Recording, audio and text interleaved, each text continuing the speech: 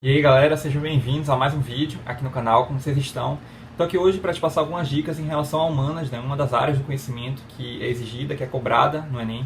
E aí eu espero que com essas dicas, com esse passo a passo, você consiga estudar e que você consiga também ter um melhor rendimento, uma boa nota, né? Uma boa média nessa parte de humanas no Enem, em específico. Mas antes de a gente começar o vídeo e antes de eu te passar essas dicas, não deixe de se inscrever no canal, curte, comenta, compartilha o vídeo com os amigos, porque isso me ajuda bastante. E tá saindo vídeo novo todo dia aqui no canal, às 19 horas. Então se inscreve, curte, compartilha o vídeo. Let's bora! Bom galera, então vamos lá. Primeira coisa, né, antes de tudo, antes de mais nada, eu vou falar primeiro dos assuntos que são mais cobrados, né?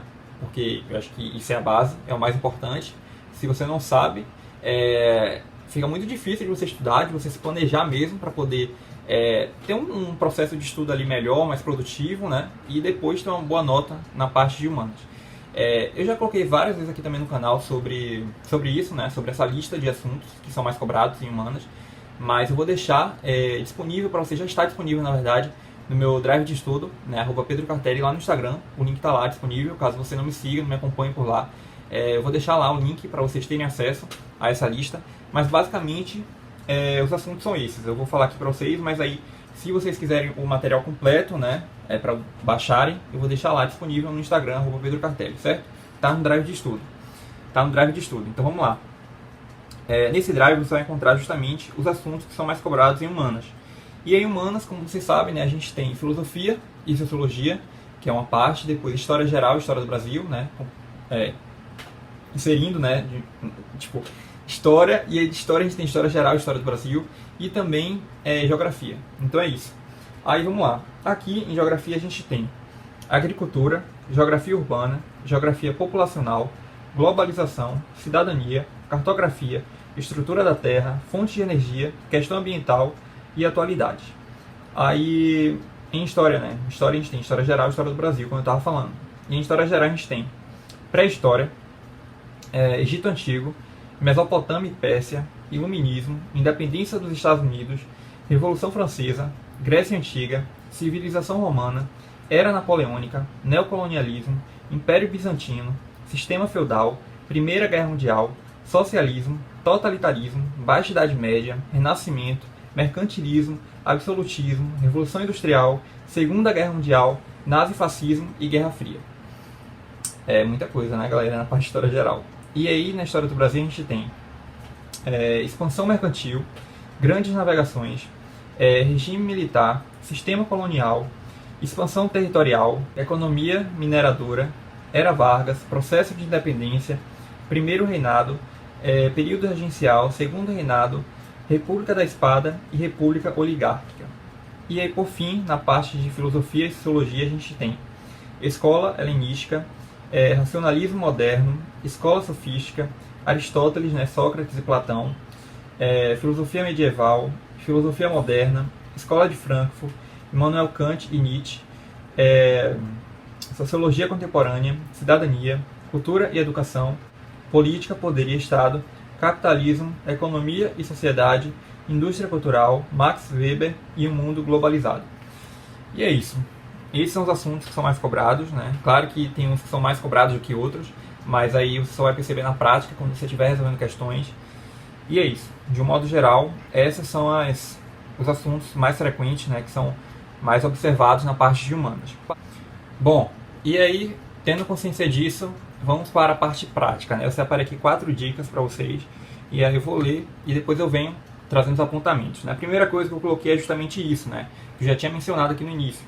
Dê destaque à teoria, principalmente história do Brasil, mesmo havendo outras disciplinas, né, como história geral, geografia, filosofia e sociologia, porque é fundamental que você tenha, mesmo havendo essas outras áreas, né, como história geral, geografia, filosofia e sociologia, né, porque é fundamental que você tenha um entendimento de todo o processo evolutivo e histórico do país. Não precisa ficar preso em todas as datas, basta ter uma noção, né, do que se deu e de como ocorreu determinadas épocas, né, para que você consiga resolver grande parte das questões a partir desse conhecimento, até mesmo por raciocínio lógico, né, quando estiver em dúvida de alguma questão. Então é isso, é muito importante que você dê destaque na teoria, porque a teoria é muito importante nessa parte de humanas. Muita gente às vezes acha que não é tanto, né, acaba banalizando, né, mas é muito importante, porque às vezes aquele assunto, você consegue entender como ele é cobrado na prática a partir disso, a partir da teoria. Então você consegue entender como ele é mais cobrado, qual é o tópico que ele é mais... o que a gente presencia mais na questão. Então é muito importante que você dê destaque na teoria, principalmente na parte de História do Brasil, se você está estudando para o Enem, né? Porque História do Brasil é um assunto muito recorrente e que cai com muita frequência no Enem. Então tem mais questões também, por exemplo, em relação a isso, a História do Brasil. Então seria essa a primeira dica, né? Para você ter uma maior atenção em relação a isso, né? A parte teórica. E na segunda dica eu falo o seguinte: mesmo sabendo da importância da teoria, é essencial que você pratique, que você resolva o máximo de questões que puder anteriormente, porque só assim você vai encontrar o padrão ou formato exigido para aquele determinado tópico estudado e entender como o assunto Y, né, o X, por exemplo, ele é cobrado. É justamente essa ideia. A teoria ela é muito ampla, mas quando você vai, né, para a parte prática, fica muito mais fácil, muito mais claro, né, de você entender, fica muito mais compreensível, porque você observa como aquele assunto, né, que ele é amplo, grande, extenso, ele é cobrado ali de modo bem objetivo, né, na questão. E aí você consegue fazer um filtro, digamos assim, daquele assunto e estudar com mais precisão, né, com mais assertividade, aquele assunto bem definido e já bem frequente nas questões do Enem. Em relação à terceira questão, eu digo o seguinte: fique atento ao enunciado da questão, né, veja o que está pedindo e só depois disso vá para o texto, já ciente do que está procurando. Ou seja, às vezes a galera vai primeiro para o texto, depois vai para o enunciado, e aí se perde, aí depois vai de novo para o texto. E nisso, né, nesse processo, você está perdendo tempo. E é uma coisa que a gente não pode perder no Enem, né? A gente tem que otimizar tempo, né? Então, para que você otimize tempo, vai primeiro para o enunciado, vê o que a questão está pedindo, e aí você já vai para o texto sabendo o que você está procurando, de uma maneira muito mais intencional e muito mais certeira, né? Então, eu acredito que é mais ou menos essa ideia, né? De você primeiro ir para o enunciado e depois ir para o texto.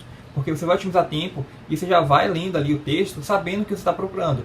Então, é muito mais fácil de você encontrar a alternativa correta, né? E por fim, galera, a última dica, eu coloco assim: evite resolver as questões mais difíceis primeiro, né? O ideal é que você resolva as questões mais fáceis, né? Não só para facilitar seu desempenho na prova, mas também para te dar mais confiança no decorrer dela. Até porque o tempo é nosso maior inimigo, como eu estava falando. E quanto mais batemos a cabeça, né, com determinada questão, mais ansioso e mais desesperado a gente fica. Então é isso. Vai primeiro para as questões fáceis, né, que você tem mais confiança, que você sabe que você vai encontrar a resposta, porque isso vai te motivar a resolver as outras questões, né? Então, se você pega, por exemplo, uma questão muito difícil logo de primeira, você vai ficar desesperado, vai ficar ansioso, vai ficar preocupado, vai achar que não vai conseguir mais resolver nenhuma outra questão. E isso vai abalar seu psicológico, né? E, de certa forma, pode te prejudicar, né? Pode te prejudicar nesse sentido de que, pô, às vezes você sabia resolver uma questão, mas só por conta dessa primeira que você pegou, que era uma questão difícil, acabou atrapalhando todo o seu processo ali de estar ali resolvendo as questões, né? De conseguir encontrar a alternativa correta, de ter o melhor rendimento, né? De fato, na prova, né? No Enem. De modo geral, era isso que eu queria passar para vocês nesse vídeo. Estuda mesmo a teoria, mas não se prende tanto, vai para a parte prática, né? Como eu estava falando, para você entender como aquele assunto é cobrado na prática. Tem um cronograma de estudo para você aplicar essa lista dos assuntos que são mais frequentes. Então, por exemplo, estudar História Geral na segunda, Geografia na quarta, Filosofia na sexta, para você definir mesmo e colocar uma estratégia ali, né? Definir uma estratégia, um objetivo. Isso é muito legal para você estudar de uma maneira muito mais intencional, muito melhor, né? Aplicando essas dicas ali na prática, no momento ali para valer, né? Resolvendo as questões do Enem, na parte de humanas. Mas é isso. Em caso de dúvidas, fala aqui comigo nos comentários que eu estou respondendo vocês. E aproveita e deixe nos comentários também alguma sugestão de vídeo que vocês querem ver aqui no canal nesse ano de 2023. Então esse foi o vídeo, eu espero que vocês tenham gostado. E mais uma vez, obrigado de verdade por estarem aqui comigo. Até o próximo vídeo.